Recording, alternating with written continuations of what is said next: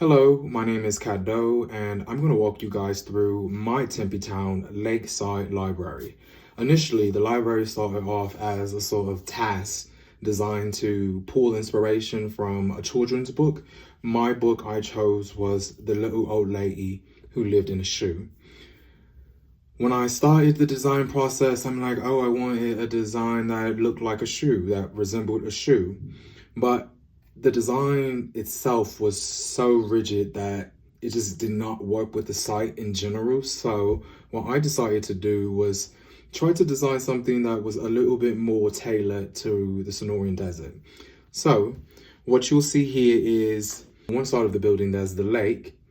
Housed in the middle, there's obviously the structure itself. And then on the other side of the building, the front side of the building, you'll see that there are mountains. And so with that being sort of my site context, I decided to design a structure that not only mimic what the desert already offered, but I wanted to make sure that it was tailored in a way that sort of framed the desert itself within the structure. So you'll see these windows that ultimately was designed to frame the parts of the desert without exposing too much at one time. So you sort of have to move through the structure in order to see the different variations of that frame. So what I decided to do was cantilever the backside of the building over the lake. So that way, if you're actually up inside of the structure, you can kind of look down and still feel like you're sort of floating on top of the lake, or like you're in some sort of boat or possibly even a plane, but you're hovering over the lake. So that was one of the design features I decided to focus on.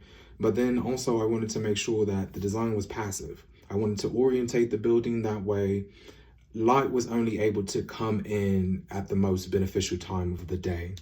And so, you know, the building is facing in one direction where the light is able to shine in on the south side of it.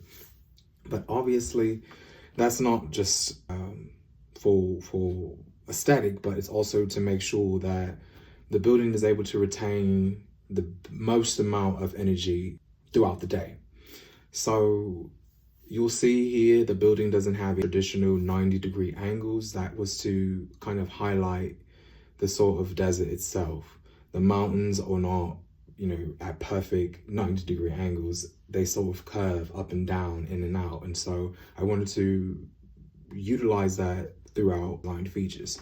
So you enter into off the street and you'll see this superimposing entryway, which is really designed to kind of draw you into the building itself, but it also serves as a divide.